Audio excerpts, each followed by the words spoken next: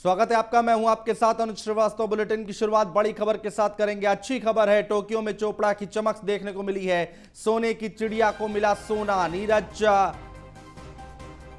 में सोने की चमक है, भारत को मिला गोल्ड, बाकी सब बोल्ड। जी हां, जेवलिन थ्रो में नीरज चोपड़ा ने इतिहास रच दिया है। टोक्यो ओलंपिक 2020 में भारत को मिला पहला गोल्ड।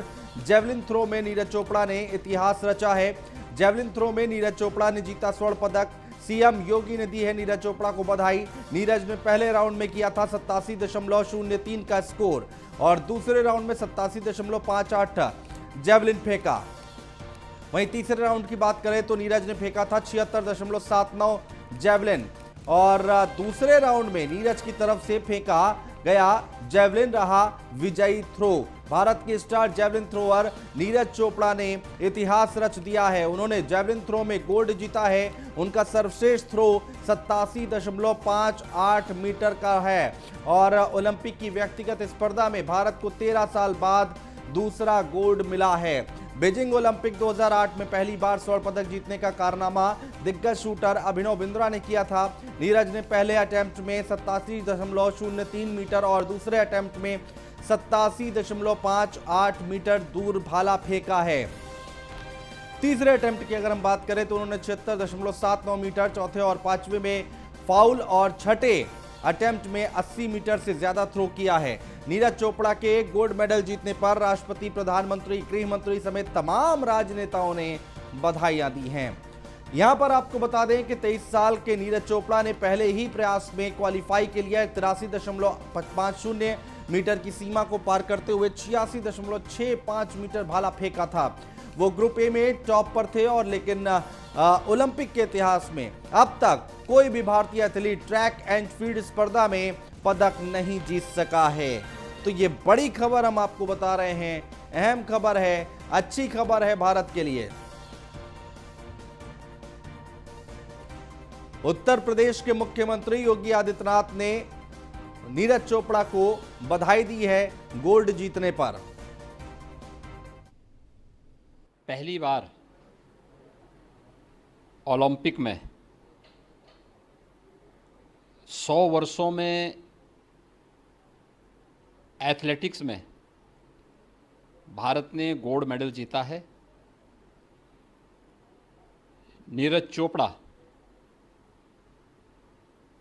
जिन्होंने भारत के लिए उपलब्धि हासिल की है, मैं प्रदेश के नागरिकों की ओर से, प्रदेश की जनता की ओर से उनका हृदय से अभिनंदन करता हूं, उन्हें बधाई देता हूं। साथ साथ फ्री स्टाइल कुश्ती में बजरंग पूनिया को आज कांस्य पदक टोक्यो ओलंपिक में प्राप्त हुआ है, उन्हें भी मैं हृदय से बधाई देता हूं।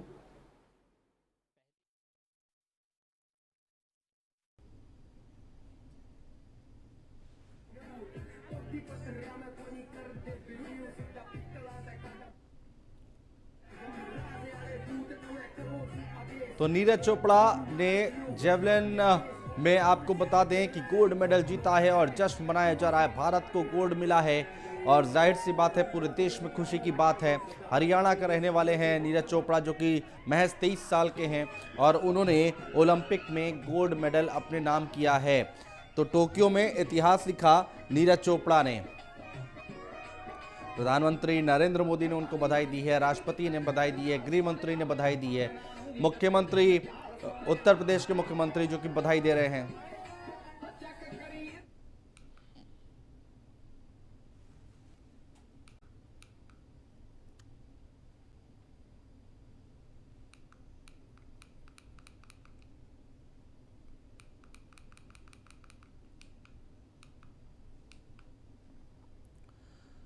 और लखनऊ से खबर आ रही है, जेपी नड्डा ने की है अहम बैठक। बीजेपी ऑफिस में नड्डा ने की है बैठक का और मंत्री पदाधिकारियों के साथ चर्चा हुई है। सीएम योगी, दोनों डेप्यूटी सीएम मौजूद रहे। मिशन 2022 चुनाव को लेकर हुआ है मंथन, हर बूथ को जीतना है, ये राम नरेश अग्निहोत्री की तरफ से कहा गया है। योगी फिर मुख्यमंत्री बनेंगे।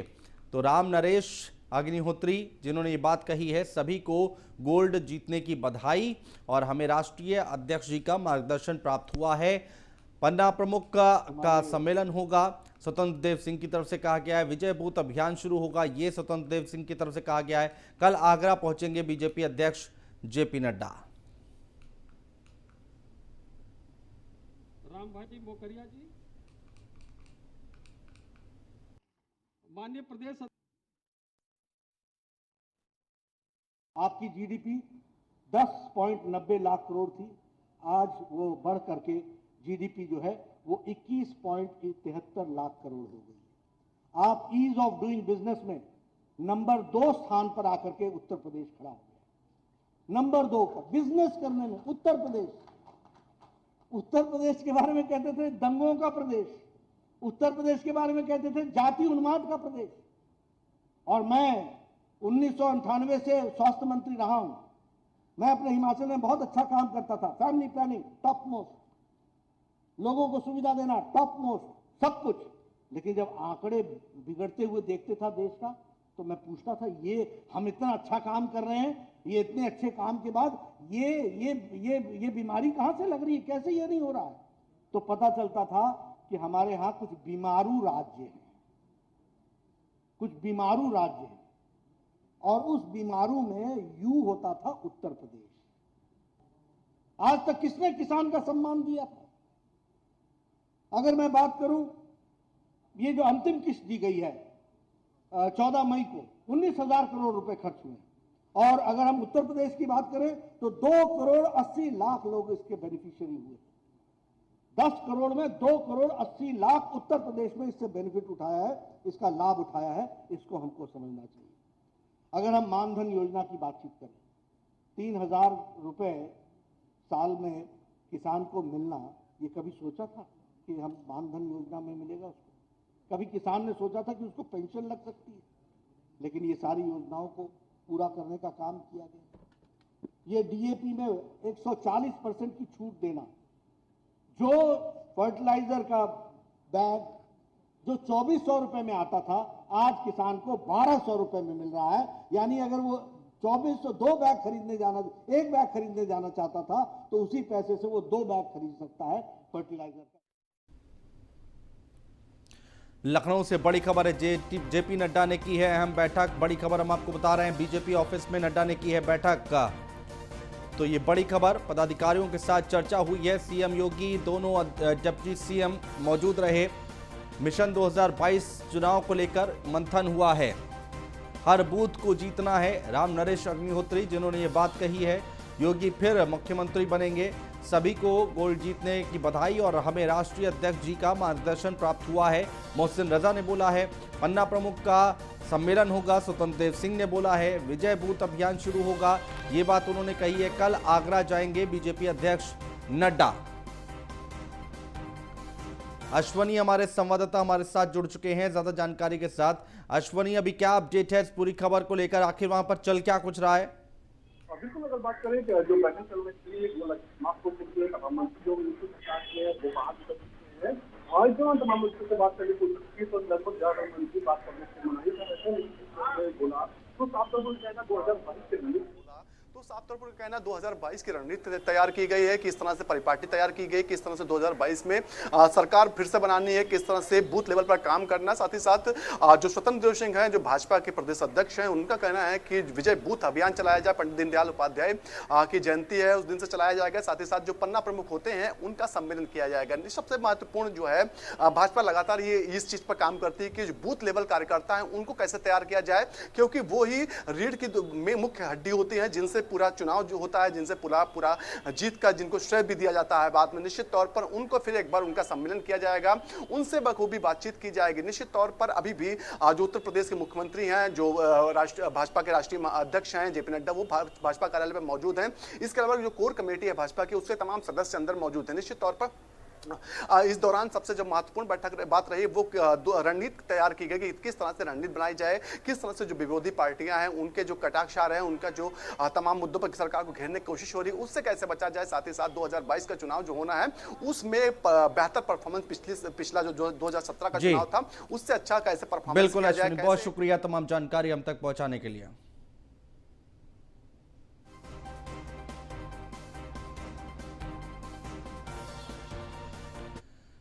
चलिए अब आपको बताते हैं कि आखिर बैठक में कौन कौन शामिल हुआ है। ग्राफिक्स के जरिए आपको समझाते हैं। मंत्री लक्ष्मी नारायण शामिल हुए हैं, मंत्री सिद्धार्थनाथ सिंह इस बैठक में शामिल हुए हैं, मंत्री सतीश महाना और मंत्री रमापति शास्त्री यहां पर इसमें शामिल हुए हैं। रामनरेश अग्निहोत्री की बात सामने आई है कि वो शामिल हुए हैं, मोहसिन रजा जो कि शामिल हुए हैं, स्वतंत्र देव सिंह समेत कई मंत्री इस बैठक के दौरान मौजूद रहे और इस पूरी बैठक में चर्चा हुई है। भविष्य को लेकर 2022 का चुनाव हमारे सामने है और उसको लेकर इसमें चर्चा हुई है, मंथन हुआ है। तो वहीं इस दौरान सीएम योगी ने अपने संबोधन में क्या कुछ कहा, एक बार वो भी सुन लेते हैं। प्रदेश सरकार ने पंचायत के चुनाव का निर्णय लिया, लेकिन चुनाव की प्रक्रिया, नामांकन की प्रक्रिया जैसे प्रारंभ हुई तब तक दूसरी लहर ने भी अपनी आहट प्रदेश के अंदर देनी प्रारंभ कर दी थी। और एक समय तो ऐसा आया था जब पंचायत चुनाव के मतदान की तिथि नजदीक आ रही थी तो द्वितीय लहर चरम पर पहुंच गई। लोगों को कुछ नहीं, उस समय एक ही आरोप विपक्ष लगा रहा था और लगा रहा था कि पंचायत चुनाव नहीं कराने चाहिए। उनको विकास से कोई मतलब नहीं, वे संवैधानिक प्रक्रिया को रोकना चाहते थे। हम लोगों ने कहा कि हम कोरोना को भी नियंत्रित करेंगे और पंचायत चुनाव को भी संपन्न करेंगे और अंततः पंचायत के चुनाव प्रदेश के अंदर देश की सबसे बड़ी आबादी के राज्य में सकुशल संपन्न हुए। ये केवल सम्मान नहीं है, बल्कि आगे की प्रोग्रेस इस पर निर्भर करेगी कितना ईमानदारी पूर्वक आप अपने इस दायित्व का निर्वहन कर पा रहे हैं। और उस ईमानदारी के साथ निर्वहन करने की प्रक्रिया, जब विकास के लिए पैसे की कमी नहीं, एक एक व्यक्ति को जोड़िए, क्षेत्र पंचायत समिति के प्रत्येक सदस्य को पार्टी के साथ जोड़ दीजिए, ग्राम प्रधानों के साथ संवाद बनाकर के उनको पार्टी के साथ जोड़ दीजिए। क्षेत्र पंचायत और जिला पंचायत और ग्राम पंचायत के बीच में एक बेहतर समन्वय हो, किन कार्यों को ग्राम पंचायत को करना है, किसको क्षेत्र पंचायत को करना है, किसको जिला पंचायत को करना है। और अगर इन कार्यक्रमों को लेकर के हम एक साथ आगे बढ़ेंगे तो वह मंत्र सार्थक होता हुआ पंचायती राज व्यवस्था में दिखाई देगा। सबका साथ, सबका विकास और सबका विश्वास। और जेपी नड्डा आपको बता दें आगरा पहुंचने वाले हैं और जानेंगे आगरा का मिजाज। आगरा में सुबह 11 बजे होटल ताज विलास में बैठक है और उस बैठक में चिंतन होगा, मंथन होगा। जिला अध्यक्ष, जिला प्रभारी, क्षेत्रीय टीम, क्षेत्रीय मोर्चा अध्यक्ष के साथ ये मंथन होगा। आपको बता दें कि आगे की रणनीति को लेकर चर्चा होगी और आगरा पहुंचेंगे जेपी नड्डा, जहां पर पहुंचने के बाद बातचीत होगी। विधायकों और विधान पार्षदों के साथ भी बैठक करेंगे, उनसे भी बातचीत करेंगे और जानने की कोशिश करेंगे। कल दोपहर 3 बजे जेपी नड्डा आगरा के फतेहाबाद रोड भी जाएंगे, तो फतेहाबाद रोड जाएंगे और होटल SNJ गोल्ड में कोरोना वॉरियर्स के सम्मेलन को संबोधित भी करेंगे और जिसमें कई प्रमुख चिकित्सक भाग लेंगे और आगरा से वो दिल्ली वापस लौट जाएंगे। तो ये है पूरा कार्यक्रम जेपी नड्डा का। समाजवादी पार्टी भी अब सॉफ्ट हिंदुत्व की राह पर चल पड़ी है। दरअसल समाजवादी पार्टी के अध्यक्ष अखिलेश यादव की मौजूदगी में लखनऊ में पार्टी मुख्यालय पर कई नेताओं ने सपा की सदस्यता ग्रहण की है। बहुजन समाज पार्टी के पूर्व सांसद राजपाल सैनी ने समाजवादी पार्टी का दामन थामा है। वहीं भोजपुरी फिल्मों की अभिनेत्री काजल निषाद समेत कई नेता और पूर्व विधायक सपा में शामिल हुए हैं। वहीं महामंडलेश्वर सत्यानंद गिरी जी महाराज ने भी सपा की सदस्यता ग्रहण की है और इस मौके पर अखिलेश यादव को भगवान श्री कृष्ण की मूर्ति भेंट की गई है। प्रेस कॉन्फ्रेंस में टेबल पर रखी भगवान की मूर्ति सबके आकर्षण का केंद्र बनी रही। जाहिर है अखिलेश यादव सपा के मुस्लिम प्रेम की छवि से बाहर निकलना चाहते हैं। प्रेस कॉन्फ्रेंस में अखिलेश यादव ने कहा है कि बीजेपी सरकार में किसान बहुत परेशान है, वो देश के लिए अन्न उपजाता है और विकास के लिए अपनी जमीन भी देता है, पर सरकार उसे ठीक तरह से मुआवजा नहीं देती।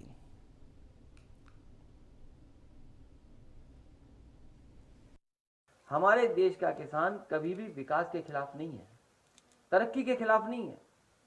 बड़े से बड़े प्रोजेक्ट देश में बने हैं, किसानों ने अपनी कीमती जमीन दे दी। लेकिन आज भारतीय जनता पार्टी के सामने लगातार हमारे ये किसान आंदोलन करने वाले लोग लगातार आंदोलन कर रहे हैं। मैंने भरोसा दिलाता हूं कि इस सरकार ने किसानों के साथ अन्याय किया है, पीड़न किया है, जमीनें भी छीन ली हैं और ऐसे काले कानून ले आए हैं कि समय आने पर किसानों के खेत की मेड़ टूट जाएगी और उनकी जमीन भी कब्जा कर लेगी सरकार। हम आपको भरोसा दिलाते हैं जब कभी समाजवादियों को मौका मिलेगा तो आपके साथ न्याय होगा। और जिस तरीके से समाजवादी पार्टी ने हमेशा सर्किल रेट बढ़ा करके और 4 गुना मुआवजा दिया है, उसी तरह की व्यवस्था के लिए आपका सहयोग करने का काम समाजवादी लोग करेंगे आने वाले समय में। और प्रयागराज कोरोना के कारण डिप्रेशन में आकर आत्महत्या की घटना बढ़ती जा रही है और इन घटनाओं को रोकने के लिए सरकारी अमला जुट गया है। वहीं स्थानीय लोगों को डिप्रेशन से बचाने का नुक्कड़ नाटक के जरिए बचाने का अनूठा प्रयास किया जा रहा है और एक्टिंग के माध्यम से युवाओं को आत्महत्या से बचाने का ये सार्थक प्रयास है। दरअसल जब कोई डिप्रेशन में जाए और अलग व्यवहार करता है तो सतर्क हो जाए और उसकी सोच को ब्रेक कर देना चाहिए, इसका संदेश दिया गया।